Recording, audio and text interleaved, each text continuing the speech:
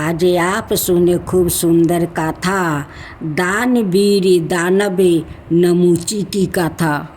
प्राचीन काल में नमूची नाम का एक बहुत प्रतापी और महान दानी दानव था। यदि उसके शत्रु भी उसे मांगने आए तो वो उनको भी प्रत्येक वस्तु दान में दे देता था।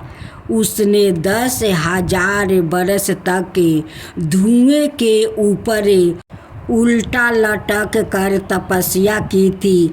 इस पर प्रसन्न होकर ब्रह्मा ने उसे वरदान दिया था कि लोहा पत्थर और लकड़ी से उसे कोई हानि नहीं पहुंचाएगी। तब उसने इंद्र को कई बार जीत कर छोड़ दिया। यह देखकर कश्यप ऋषि ने देवताओं और दानवों में संबंधी करवा दिया। संबंधी होने पर दोनों ने विचार किया कि मिलकर क्षीर सागर का मंथन किया जाए और उसमें से रत्न और उच्चतम वस्तुओं प्राप्ति किया जाए। मंदर पर्वत से समुद्र का मंथन किया गया और उसमें से बहुत सी बहुमूल्य वस्तुओं प्राप्ति हुई। विष्णु ने लक्ष्मी को लिए और दूसरे देवताओं भी अपनी चाही हुई वस्तुओं से ली। नमूची को ऊंचे अश्वा घोड़ा मिला। ब्रह्मा ने बची हुई सब वस्तुओं को देवताओं और असुरों में उनके इच्छा अनुसार बांट दिया।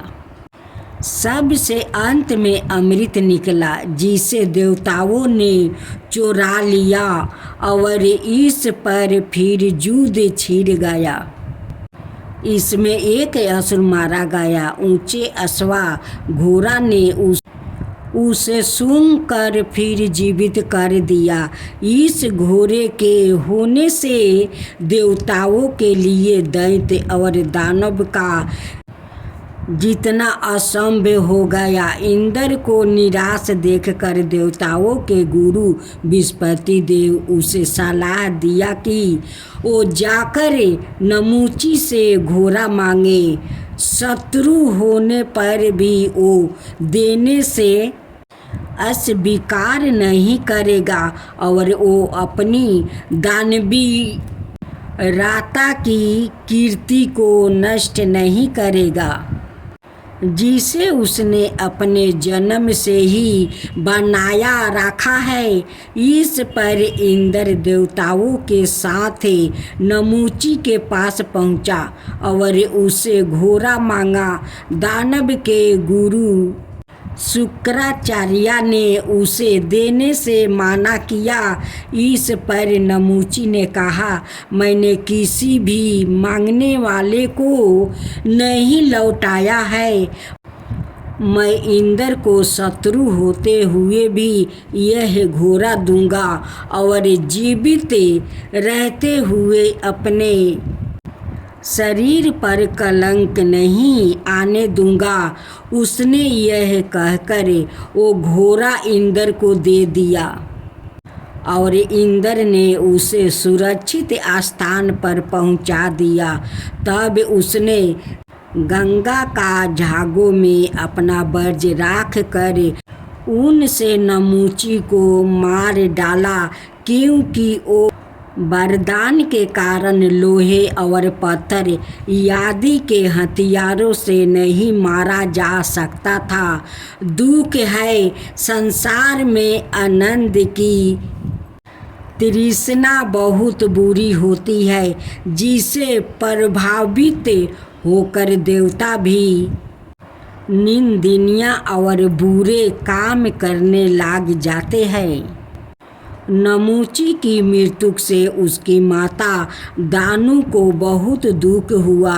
इस शोक से प्रभावित होकर उसने अपनी तपस्या के प्रभाव से यह निश्चय कर लिया कि उसका दुख दूर करने के लिए नमूची फिर उसके गर्भ से जन्म लेगा।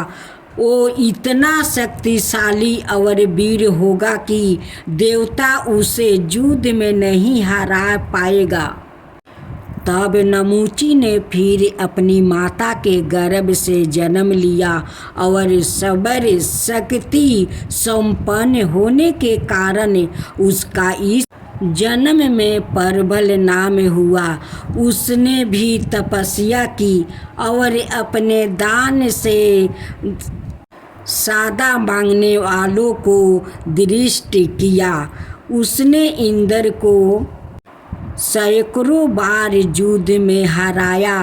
तब देवताओं ने इकट्ठे होकर सलाह की और यह निश्चित हुआ कि चलकर नरमेध यज्ञ के लिए परबल से उसके शरीर को मांगा जाए। देवता उसके पास गया और उनके मांगने पर उसने प्रसन्नता से इस बार अपने शरीर को भी दान में दे दिया।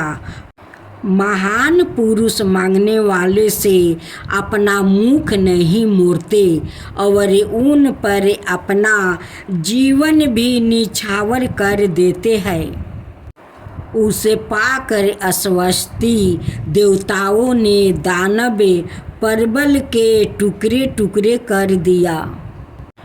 तब परबल ने फिर परिभास के शरीर में जन्म लिया। उसके दिए हुए महान दान और तपस्या के प्रभाव से वो पहले से भी बहुत अधिक शक्तिशाली हुआ। उसने अपने प्रिया मित्रा सूर्या प्रभाव की सहायता के लिए देवताओं से बहुत सी भयंकर लड़ाई लड़ी। इनमें देवताओं को बुरी तरह से हराया। उन्होंने विष्णु से सहायता मांगी, किंतु प्रभास के पास शिव का दिया हुआ अस्त्र होने से विष्णु अपने सुदर्शन चक्र से भी उसका कुछ नहीं बिगाड़ सके। ब्रह्मा भी असफल रहे।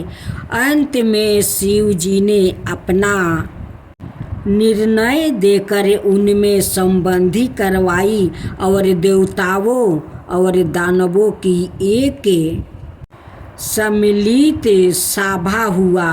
उसमें दानु ने अपनी सखी सीधी द्वार यह कहलवाया, हे देवताओं और राक्षसों, दानु का यह संदेश है, क्या तुमको पहले कभी इतना आनंद हुआ था जितना आज आपस की मित्रता से हो रहा है? अब तुम्हें एक दूसरे से युद्ध नहीं करना चाहिए, क्योंकि इससे जो दुख उत्पन्न होता है वो इसे और भी भयंकर बना देता है। हिरण्यक्ष और दूसरे असुर जो स्वर्ग पर अधिकार करना चाहते थे अब संसार में नहीं है। इंद्र ही अब सबसे बड़ा है, इसलिए शत्रुता का अब कोई कारण नहीं है।